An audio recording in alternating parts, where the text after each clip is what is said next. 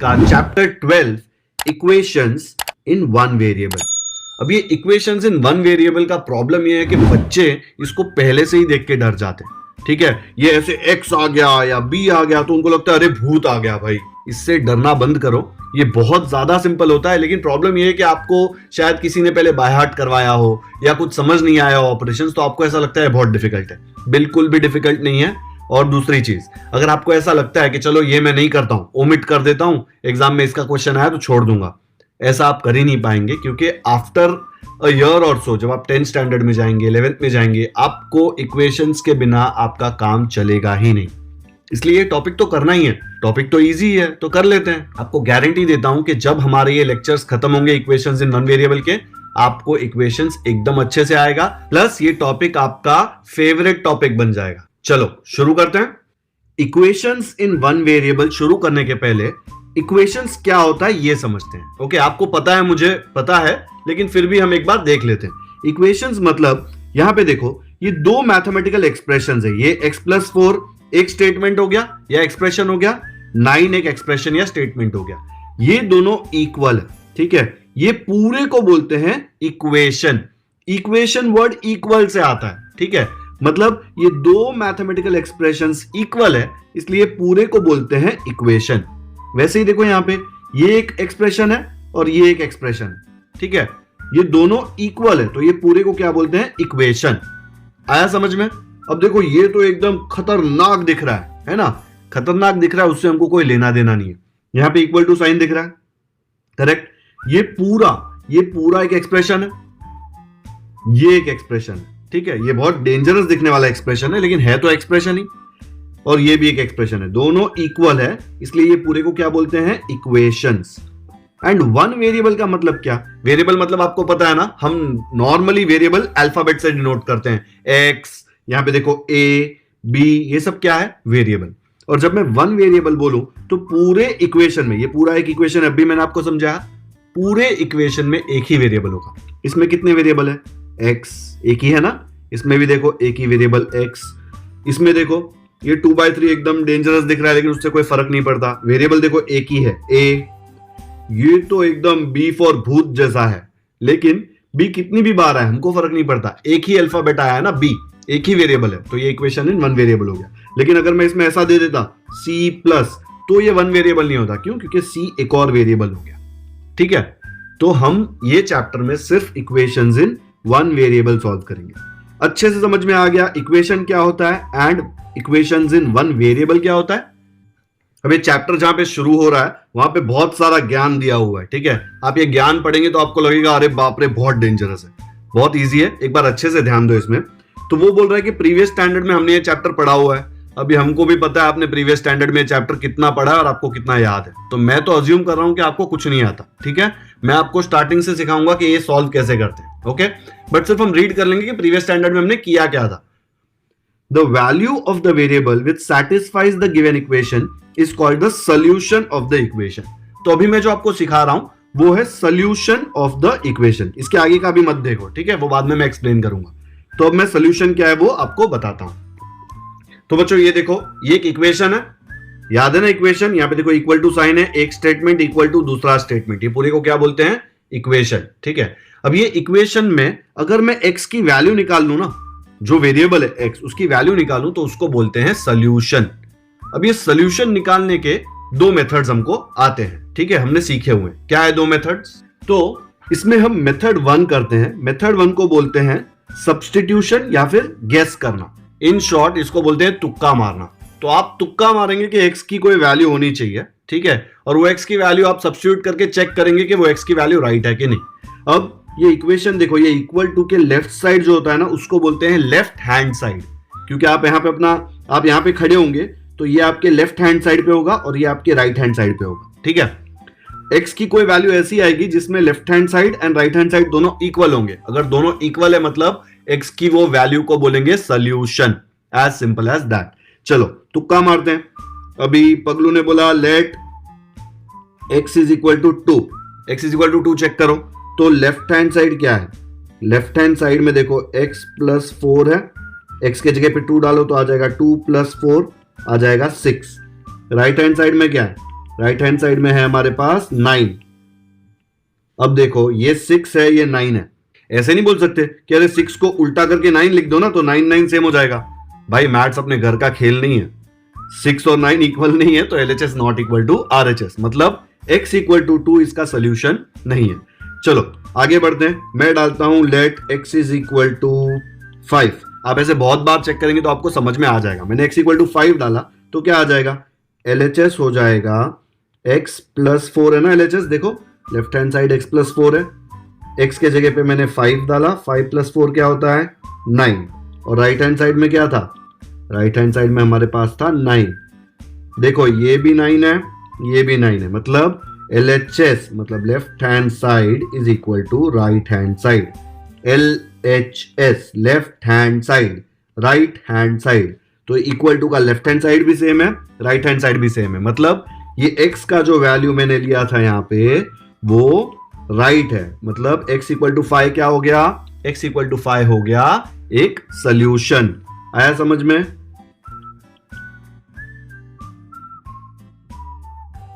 आया समझ में?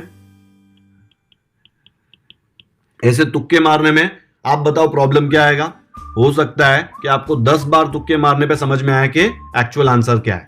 ठीक है, तो गेस करना I am sure easy method है, लेकिन इसमें टाइम लग सकता है, इसलिए हम मेथड 2 देखेंगे। अब मेथड 2 में क्या है देखो, तो हमने फिर से सेम इक्वेशन लिख लिया। अभी हमें x का वैल्यू निकालना है। कौन से मेथड से, मेथड 2 से। अब इसमें हम क्या करेंगे, हम x प्लस 4 इक्वल टू 9 हमने लिख दिया है। मुझे यहां पे अगर सिर्फ x मिल गया, ठीक है, मैंने यहां पे x को अकेला कर दिया और इक्वल टू के यहां पे कुछ और आ गया तो मुझे x का वैल्यू मिल जाएगा। और मुझे x का वैल्यू मिल गया तो उसको क्या बोलते हैं, सोल्यूशन। मेरे को वही करना है ना, मुझे x का वैल्यू निकालना है। अगर मुझे x का वैल्यू निकालना है तो मुझे x को अकेला करना है। ठीक है, x को अकेला कैसे करेंगे, x को अकेला करने के लिए ये 4 को यहां से हटाना पड़ेगा। ये 4 को कैसे हटाएंगे, ऐसे ही बोलेंगे अरे 4 तू निकल, ऐसे नहीं चलता। आपको 4 को कोई ऑपरेशन करके निकालना पड़ेगा, कोई सर्जरी करनी पड़ेगी फिर ये निकलेगा, ऐसे ही नहीं जाएगा। तो इसकी सर्जरी कैसे करेंगे, देखो मैंने सेम इक्वेशन यहां पे लिख दिया, x प्लस 4 और यहां पे इक्वल टू 9 लिख दिया। ठीक है, अब इक्वेशंस में हमने एक रूल सीखा था स्टैंडर्ड 6 में, मैं आपको फिर से बताता हूं क्या रूल था। अगर आप इक्वेशन के दोनों साइड सेम सर्जरी करोगे तो इक्वेशन पे कोई फर्क नहीं पड़ेगा। ठीक है, लेकिन दोनों तरफ सेम करना है। अगर एक को आपने 2 चॉकलेट दिया तो दूसरी साइड भी 2 चॉकलेट देना पड़ेगा। एक जगह आपने +5 किया तो दूसरी जगह भी +5 करना पड़ेगा। इक्वल टू के दोनों साइड आपको सेम करेंगे तो ही इक्वल रहेगा, नहीं तो वो दोनों झगड़ेंगे। ठीक है, तो हमको हमेशा याद रखना है दोनों साइड सेम ऑपरेशन करेंगे। अब मैंने आपको बोला मुझे x को अकेला करना है, तो +4 को हटाने के लिए मैं क्या कर सकता हूं, अगर मैं बोलूं कि +4 में से -4 कर दो तो ये +4 -4 0 हो जाएगा। x प्लस 0 मतलब x, तो यहां पे x अकेला हो गया, मेरा तो काम हो गया। लेकिन भूलना नहीं है, यहां पे -4 किया तो 9 क्या बोलेगा, अरे उसमें से -4 किया तो मुझे भी -4 करो। तो मैं बोलूंगा ठीक है यार चल तुझे भी -4 कर दिया। ठीक है, तो दोनों तरफ -4 कर दिया तो इक्वेशन खुश है। ठीक है, अब इसको सॉल्व करो, क्या आ जाएगा, यहां देखो ये +4 -4 हो जाएगा 0, तो मुझे मिल जाएगा x प्लस, चलो आपके कन्वीनियंस के लिए मैं यहां पे 0 लिख रहा हूं, ठीक है, नहीं तो सीधा x लिखता तो भी चलता, इक्वल टू, अब ये 9 - 4 कितना है, 9 - 4 है अपना 5। व्हाट इज x प्लस 0, किसी भी नंबर में या वेरिएबल में 0 ऐड करो तो नंबर खुद आता है ना। What is 2 + 0, 2। What is 10 + 0, 10। वैसे ही x प्लस 0 क्या आ जाएगा, x प्लस 0 आ जाएगा x इज इक्वल टू, यहां पे क्या है 5, तो मुझे x का वैल्यू मिल गया। अब यहां पे देखो, यहां भी x इक्वल टू 5 आया था ना सोल्यूशन, यहां पे भी x इक्वल टू 5 आ गया सोल्यूशन। इसमें ही मैंने ये एक लाइन एक्स्ट्रा लिखा है, मतलब 2-3 लाइन में आपको सीधा सोल्यूशन मिल गया। यहां पे तुक्के मारने में आपका लक अच्छा नहीं रहा तो 10 बार चेक करने पे आपको सोल्यूशन नहीं मिलेगा। लेकिन मेथड 2 में मैंने ऑपरेशन परफॉर्म किया इक्वल टू के दोनों साइड, तो मेरा काम हो गया। समझ में आया? एक इक्वेशन को सॉल्व करने के लिए आपके पास 2 तरीका है, एक है तुक्का मारना मतलब सब्स्टिट्यूशन या गेस करना, और दूसरा है उस पे मैथमेटिकल ऑपरेशंस परफॉर्म करना। ओके, अच्छे से समझ में आया कैसे सोल्यूशन निकालते हैं? चलो आगे बढ़ते हैं। तो बच्चों मेथड 2 में मैंने ये सिंपल वे में किया था, इसका एक और वे है मेथड 2, सेम टू सेम हम मेथड 2 ही करेंगे लेकिन एक स्टेप अलग कर देंगे। ठीक है, इसमें मैंने दोनों तरफ -4 लिखा तब जाके सॉल्व हुआ ना। अब इसमें देखो मैं क्या करता हूं, इसमें मुझे x अकेला चाहिए ना, मुझे x यहाँ पे अकेला चाहिए, तो मैंने यहाँ पे x लिख दिया। ठीक है, ये जो +4 है यहाँ पे, इसको x ने क्या बोला, x ने बोला भाई अपन दोनों की जम नहीं रही है, तू यहां से निकल ले। तो +4 क्या बोलता है, +4 बोलता है भाई मैं उस तरफ चला जाता हूं। ठीक है, 9 के साथ जाऊंगा, 9 मेरा अच्छा दोस्त है। x को अकेला रहना है तो +4 को वहां भेज दिया, तो x यहाँ पे इक्वल टू ही रहेगा। ठीक है, +4 यहां से निकल गया है ना, या फिर आपको अच्छे से समझना है तो इक्वल टू यहां पे ही रखिए। ठीक है, और ये x इसके नीचे लिख लीजिए x। ओके, अब +4 वहां पे चला गया 9 के पास, तो इक्वल टू के उस तरफ जाना इतना आसान नहीं है। इक्वल टू के उस तरफ जाने के लिए आपको फीस भरनी पड़ती है, आपको कुछ करना पड़ता है, खुद के ऊपर ऑपरेशन होगा। ठीक है, तो ही आप उस तरफ जा सकते हो। तो ये जो +4 है ये उधर जाके उसके ऑपोजिट साइन का हो जाएगा। तो अगर यहां पे +4 है तो वहां जाके उसको क्या बनना पड़ेगा, वहां जाके ये 9 तो ऐसे ही रहेगा, लेकिन ये +4 बेचारा वहां जाके -4 हो जाएगा। ठीक है, क्यों, क्योंकि इक्वल टू के उस तरफ जाने के लिए पेनल्टी लगती है। अब देखो x इज इक्वल टू 9 - 4 क्या होता है 5। देखो सेम सोल्यूशन आ गया ना, 2 लाइन किया, ये तो क्वेश्चन लिखा था, सिर्फ 2 लाइन में सोल्यूशन आ गया। आया समझ में? तो इक्वल टू के उस तरफ हम नंबर्स भेज सकते हैं। ओके, लेकिन फ्री में नहीं भेज सकते।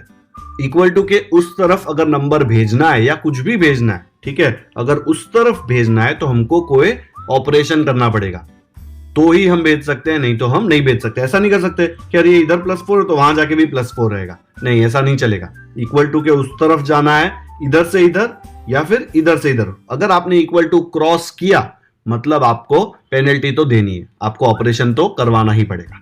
आया समझ में?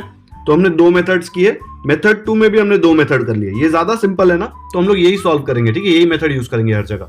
अभी इसमें मैंने आपको प्लस का बताया क्या होता है, ऐसे ही मल्टीप्लिकेशन, डिवीजन और माइनस में क्या होगा वो भी मैं आपको बता दूंगा। ओके, अब ये इक्वेशन सॉल्व करते हैं। अभी यहां देखो x - 2 = 7 दिया हुआ है, मुझे x का वैल्यू निकालना है। हम सेम प्रिंसिपल फॉलो करेंगे। अगर x का वैल्यू निकालना है मतलब x को यहां पे अकेला करना है। अकेला कैसे करेंगे, -2 को बोलेंगे यहां से चले जाओ। ओके, तो हमने यहाँ पे x को अकेला करना है, तो मैंने यहाँ पे नीचे क्या लिखा, therefore x, और ये इक्वल टू के नीचे इक्वल टू डाल दिया। ठीक है, अब ये -2 को मुझे उस तरफ भेजना है। ओके, अगर -2 को उस तरफ भेजना है तो क्या करना पड़ेगा, ये इक्वल टू को क्रॉस करना पड़ेगा। इक्वल टू को क्रॉस करना आसान नहीं है, इक्वल टू को क्रॉस किया तो पेनल्टी देना पड़ेगा, खुद के ऊपर ऑपरेशन करवाना पड़ेगा। तो यहां पे इसका साइन -2 था ना, तो उधर जाके क्या बन जाएगा, वो उधर जाके ये 7 तो ऐसे का ऐसा रहेगा, लेकिन ये -2 क्या बन जाएगा, +2, उल्टा हो जाएगा, माइनस का उल्टा प्लस। आया समझ में? प्लस होता तो माइनस हो जाता है, माइनस होगा तो प्लस हो जाएगा। इक्वल टू क्रॉस किया तो उसको पेनल्टी देना पड़ेगा, ऑपरेशन क्या होगा, उल्टा। अब ये क्या आ गया, देखो x = 7 + 2 क्या होता है, 9। अब मुझे x का वैल्यू मिल गया, तो मैं क्या बोल सकता हूं, x = 9 इज अ सोल्यूशन। ठीक है, सोल्यूशन क्या होता है, x का वैल्यू या जो भी वेरिएबल होगा उसका वैल्यू। नेक्स्ट करते हैं। नेक्स्ट है 4x = 24। ये किसका एग्जाम्पल है, ये एग्जाम्पल है मल्टीप्लीकेशन का। अच्छा बच्चों, जब मैं 4x लिखूंगा, 4x का मतलब क्या होता है, 4x का मतलब होता है 4 × x = 24। ठीक है, अगर हम नंबर लिखेंगे और उसके बाजू में वेरिएबल लिखेंगे, अगर हम मल्टीप्लाई साइन नहीं भी डालेंगे तो उसका मतलब मल्टीप्लीकेशन ही होता है। याद है ना, हमने 6 स्टैंडर्ड 7 स्टैंडर्ड सब जगह किया है। अगर मैं ऐसा लिख दूं 4y या फिर 100y, 100y का मतलब क्या हुआ, 100 × y। ठीक है, एकदम अच्छे से समझ में आया। चलो अब ये हम लोग सॉल्व करते हैं। तो मैं 4x को लिख सकता हूं 4 × x = 24। ओके, अब मुझे x का वैल्यू निकालना है। अगर मुझे x का वैल्यू निकालना है तो हम तो सेम प्रिंसिपल फॉलो करेंगे, हमको x को यहां पे अकेला छोड़ना है। अगर x को अकेला छोड़ना है तो हमें क्या करना पड़ेगा, हमें ये 4 को इक्वल टू के उस तरफ भेजना पड़ेगा। अब ये 4 को उस तरफ कैसे भेजेंगे, 4 को उस तरफ भेजना है, इक्वल टू का ब्रिज उसको क्रॉस करना है, तो उसको पेनल्टी देना पड़ेगा। अब ये 4 यहां पे मल्टीप्लाई हो रहा है ना, वहां पे जाएगा तो मल्टीप्लाई का ऑपोजिट क्या हो जाएगा, वो डिवाइड। मतलब ये x तो यहां पे अकेला ही रहेगा, देखो ये x ऐसे ही आ गया, ये इक्वल टू ऐसे ही आ गया, ये 24 भी ऐसे ही आ गया, लेकिन ये 4 तो बेचारा इधर से उधर जा रहा है ना, देखो इस तरफ जा रहा है, तो इस तरफ जाएगा तो 4 को पेनल्टी देना पड़ेगा। 4 यहां पे मल्टीप्लाई हो रहा है तो उधर जाके क्या हो जाएगा, डिवाइड।